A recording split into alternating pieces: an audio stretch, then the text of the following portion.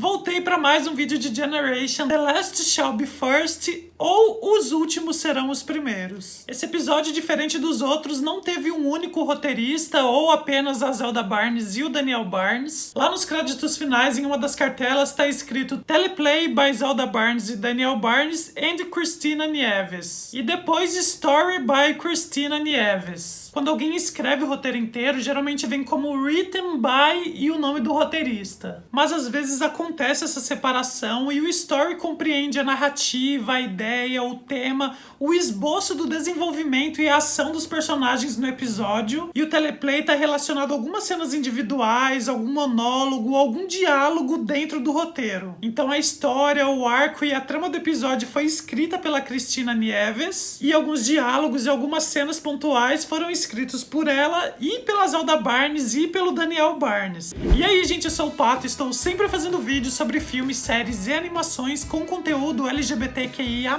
Se você gosta desse tipo de vídeo, se inscreve aqui no canal e não esqueça de dar um like para ajudar esse vídeo a chegar a muito mais pessoas. O episódio começa com o Chester chegando na escola, né? Totalmente diferente daquele Chester que a gente viu lá no primeiro episódio. Dessa vez ele não tava com nenhum tipo de roupa glamourosa, né? Não estava com as unhas pintadas, né? Ele tava de uma forma, digamos assim, mais padrão, entre aspas. Até o semblante do Chester a gente percebe que não tá do mesmo jeito, né? Ele tá mais cabisbaixo, mais triste. A gente entende que ele ter disparado o alarme de incêndio lá no último episódio no hotel teve consequências. O Chester acabou levando 3 dias de suspensão e esse é o momento de retorno dele. E o motivo da tristeza dele é a primeira coisa que ele encontra quando chega na escola, né? Que é o Sam. A gente percebe que o Sam tenta manter uma distância do Chester, né? Inclusive ele fala pro Chester que trocou ele de conselheiro, agora não vai ser mais com ele. E eu acho que o Sam tá super certo em fazer isso, né? Porque se ele continuasse sendo conselheiro do Chester, ia continuar também alimentando o sentimento que ele nutre por ele. E enquanto a relação dos dois for errada, é importante que haja mesmo esse distanciamento. A Riley também tenta falar com o Chester, né? Ela quer saber o que aconteceu, qual foi o motivo que fez com que ele tocasse o alarme de incêndio. E ela tá preocupada porque ele não tá retornando a mensagem de ninguém, não tá falando com ninguém desde que isso aconteceu. E ela diz que tem algumas coisas que ela queria compartilhar com ele, né? Queria pedir conselho pra ele. E provavelmente o que ela quer compartilhar com ele é o que aconteceu entre ela e a Greta e depois o que aconteceu com a Luz. Mas o Chester fala que tá cansado de ser a Mary Poppins pra todo mundo, né? Aquela pessoa que tá sempre feliz, sempre disposta a ajudar. E o Chester continua depressão, né? Nesse sentimento aí de coração partido, vai pro telhado do colégio e acaba conhecendo o Boo. O Boo também é um garoto gay, mas bem diferente do Chester, né? Os gostos dele parecem ser bem diferentes, né? Ele tem um estilo um pouco mais nerd. Mesmo assim, o Chester acaba se abrindo com ele e apesar da diferença entre os dois, há uma química inegável aí.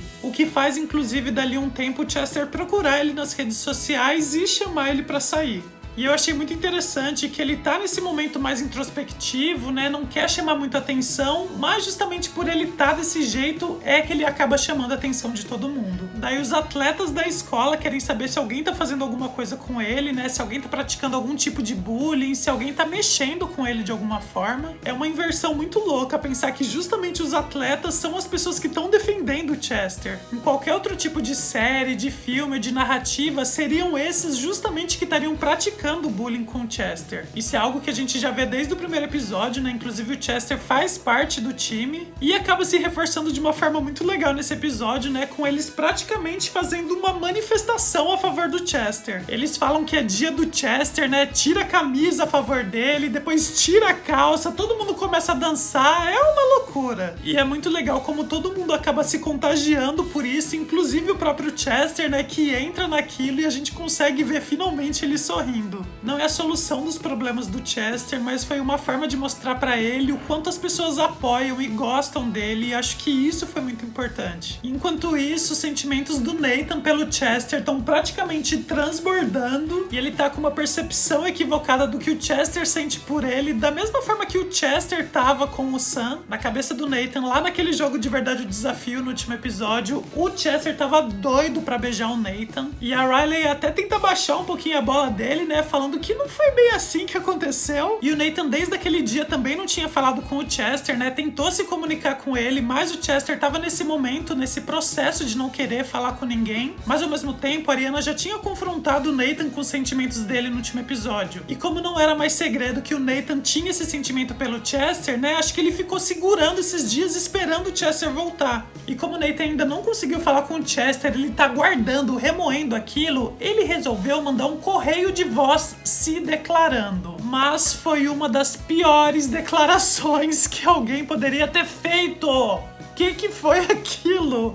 Eu senti vergonha alheia de cada frase que o Nathan falava. Coitado. Inclusive, quando ele terminou de falar, né? Quando ele foi interrompido pelo correio de voz que terminou, deu pra perceber na cara do Nathan que ele viu que tinha feito besteira. Se ele tivesse mandado mensagem de voz no WhatsApp, ele poderia deletar. Mas, como é que você vai deletar correio de voz? Quem manda correio de voz em 2021? Então finalmente a gente vai pra Delilah, pra Ariana e pra Naomi combinando de ir pro shopping e ir pra aquela cena fatídica que estamos desde o primeiro episódio esperando a conclusão. Foi ótimo aquele monte de corte que teve pra acelerar as ações de todos os episódios, né? Pra gente chegar finalmente ao ponto que parou no anterior. Então a gente vê o carro chegando com todo mundo até o Chester pra finalmente o elenco todo se juntar nessa trama. O Chester dá a cadeirinha de bebê que foi dele pro filho da Delilah com o Jay, e eles partem para encontrar um corpo de bombeiros próximo onde eles possam entregar o bebê. Eu adorei que o primeiro corpo de bombeiros que eles encontraram tinha uma igreja do lado, né, uma instituição religiosa, e eles falaram, não vamos deixar ele do lado de um lugar onde ele possa ser doutrinado ou reprimido de alguma forma. Então eles têm a preocupação de levar o bebê para outro lugar, para outra cidade, onde a criação da criança possa ser diferente, de repente adotado até por um casal LGBT.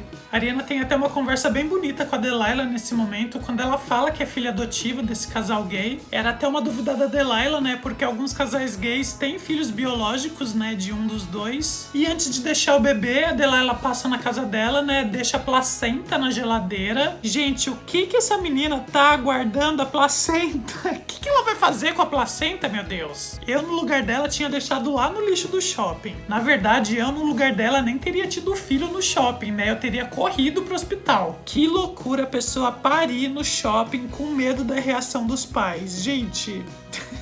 Ai, meu Deus. Enfim, né? Depois disso, a Delilah deixou com o bebê várias coisinhas dela e eu achei bem fofa essa parte. Ela deixou uma camiseta que ela disse que é a favorita dela, né? Que tá escrito Mije no Patriarcado. Ela deixou uns livros também. Daí, seguindo essa atitude, o Jay deixou um gorro também. O Chester deixou uma pulseirinha dele. E daí, todo mundo começa a deixar algum item, alguma coisinha com o bebê. E, gente, o que foi a Ariana deixando uma essência de óleo de maconha com um bebê, falando que era pra quando ele precisasse se acalmar.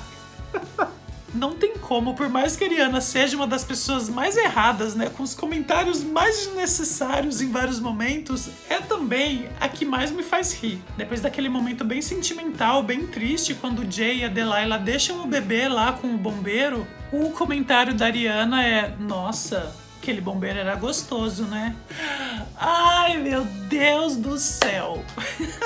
E é engraçado pensar que grande parte desse último episódio foi dedicado a Delilah e ao fechamento do arco dela, sendo que ela é bem coadjuvante na série, né? E nos primeiros episódios praticamente nem aparecia. A gente nem sabe muito da Delilah, né? E ela nem foi aprofundada nos episódios. E do episódio anterior pra esse, que é o último, nada foi finalizado ou evoluiu dos personagens principais. Tiveram sim acontecimentos, né? Alguns fatos deles, mas nada que desse um passo além. A Greta e a Riley, a gente percebe que elas não estão se falando ainda, né? Tem até um momento que a Riley olha pra Greta pelo retrovisor. Ela até pensa em mandar uma mensagem pra Greta, né? Chega a digitar falando que sente saudade dela, mas a gente não sabe se ela mandou ou não. Eu acho que não. Pela conversa a gente vê que a última vez que elas trocaram mensagem foi lá no restaurante durante a viagem. Então nada evoluiu desde então. A única coisa que a gente percebe é que provavelmente a Riley tá apaixonada pela Greta. Senti até que faltou o ponto de vista da Greta nesse episódio, né? Porque a gente só viu o ponto de vista da Riley. Riley, e a gente não sabe o que se passa na cabeça da Greta depois de tudo aquilo que aconteceu no hotel. Também senti que não teve evolução da trama do Nathan nesse episódio, né, porque ele se declarou pro Chester, mas o Chester não ouviu a mensagem, então a gente nem sabe a reação dele, né. Além disso, a Naomi falou que o beijo triplo que ela filmou acabou subindo pro iCloud da família quando ela tava no Wi-Fi do shopping. Daí a Megan liga surtando pra Naomi, né, ao invés de ligar pro Nathan, e depois sim liga pro Nathan, né, faz chamada de vídeo, briga com eles e tal, mas também a gente não viu esse conflito continuar, né, a gente não sabe o que vai acontecer com eles quando eles chegarem em casa, né, qual vai ser a reação dela com relação a isso. E também o Chester recebe resposta do Boo, né, falando que ele aceita sim sair com ele. Ele nem chegou a ouvir a mensagem do Nathan e já tá combinando de sair com outro cara. Então a impressão que eu tenho é que os ganchos mais fortes da temporada foram construídos no episódio anterior. Foi no episódio anterior que a gente viu a Greta e a Riley se desentendendo. Foi no episódio anterior que o Chester e o Sam também se desentenderam. E também foi no episódio anterior que o Nathan revelou que gostava do Chester, mesmo que tenha sido nesse que ele mandou a mensagem de voz. Então a impressão que eu tenho é que no episódio anterior a trama tava fervendo, sabe, aqui em cima, e esse episódio final foi um pouco mais morno. Mas no geral eu adorei a série. É muito raro a gente ver uma série com essa quantidade tão grande de personagens LGBTQIA+,